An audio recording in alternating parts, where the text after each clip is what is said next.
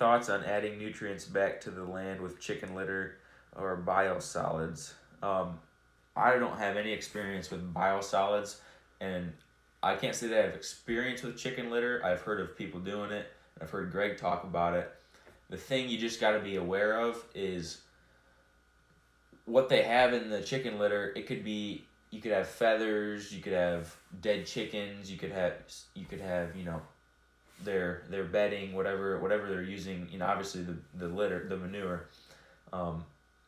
It definitely. I mean, it's a fertilizer. Another thing to consider is a lot of chicken barns, they use antibiotics in their feed, and so by spreading that chicken litter, that's going to go right out onto your land. So if that's something you're concerned about, like if you're trying to produce an organic, grass-fed product, beef, that technically, I mean, that might pollute your land or your product.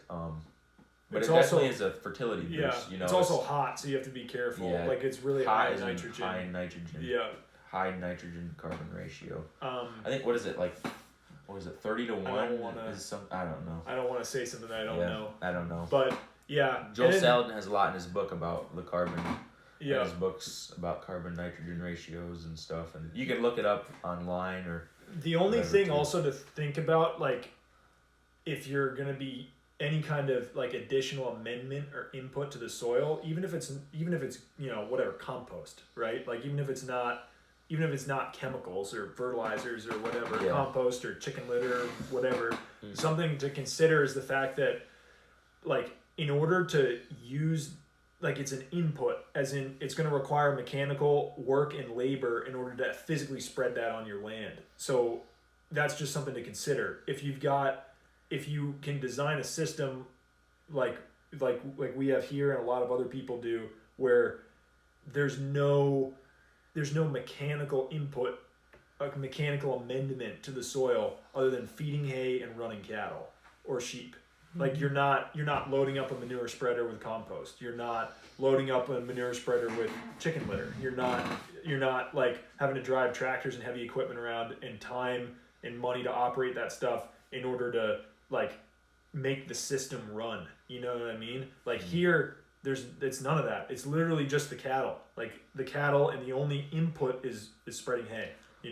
Yeah, on the normal basis. There is instances where and Greg's talked about this to us, and it's one of those. It's like a kind of a controversial thing in this regenerative space, which a lot of people say you really shouldn't be using chemical fertilizers because they're petroleum based and they're harmful to the soil. And then there's also the side of, and Ian Mitchell-Innes, which is Greg's mentor, has talked about this, where if you've got the opportunity to use it to boost yourself to a place like fertility wise where you can be more productive and it makes economical sense, maybe that's something you should consider. We're talking about spreading like phosphorus or lime. Which lime, it's not technically a chemical fertilizer. It's like rock, but still, it's in that realm of amendment. Yeah, it's just it's an interesting conversation to have.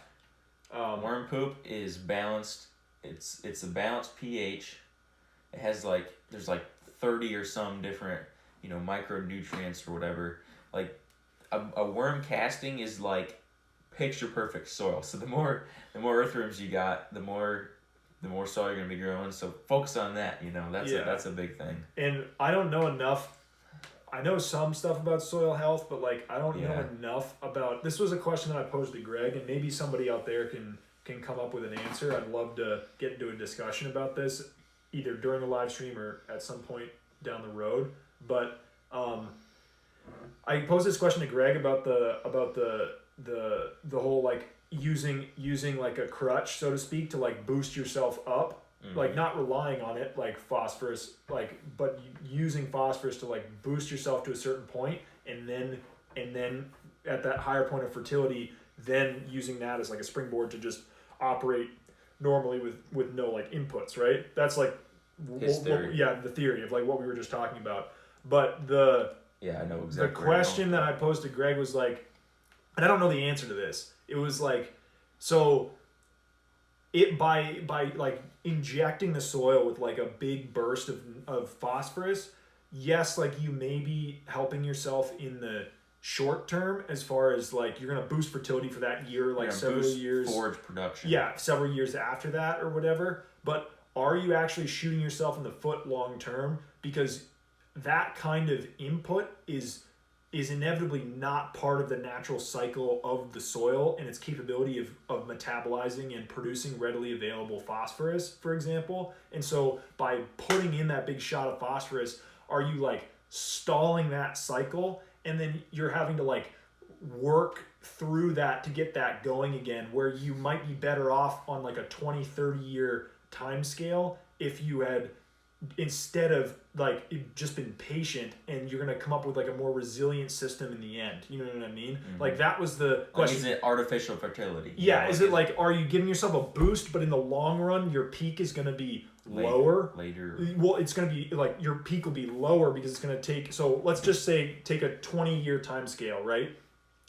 Year one, you give yourself a phosphorus boost. Mm-hmm. That puts you up to like, you know, whatever, like 50% of your max fertility, right? And so you're, for those 20 years, you're operating from that 50% upwards, and you go from 50 to 55 to 60, 65, and then by the time the 20 years are over, you're at like 80% of the max, right? Mm-hmm. Would you be better off instead, though, not using the phosphorus in the beginning, and you're way down low at like 12% or whatever, and then the first 10 years, you're just creeping along at like, you know, whatever, 20%, whatever, 23% increase, 24, 25, 26. And then at a certain point, it starts to roll. And then after the 20 years, all of a sudden you're at like 85, 90% of your max, because that cycle, that natural cycle of phosphorus, like metabolism and production, is at a much healthier spot than it was because you didn't inject it with like an artificial hit of phosphorus, which set you back a couple years in the beginning. Like this is the thought that like I had and was trying to explain to Greg, but I don't know if that's even real. Like I don't know if it's a concern. I don't know if it's just in my own head. I don't know.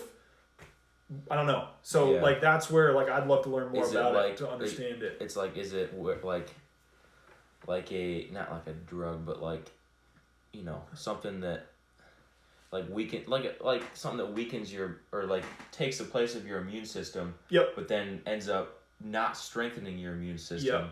So then when you're off of it, it takes a lot longer to then build your immune system back up. Yeah. It's hard to explain. I think it's starting to make sense, but like I think the way I explained it will make sense to some people, but yeah, it makes sense to me. Yeah, but I don't know what the answer is, and I'd love it if somebody who's more educated in the soil space would chime in. But just interesting things to think about. I'm reading a book on soil right now, or started reading it, but haven't recently. We've been so busy. Yeah.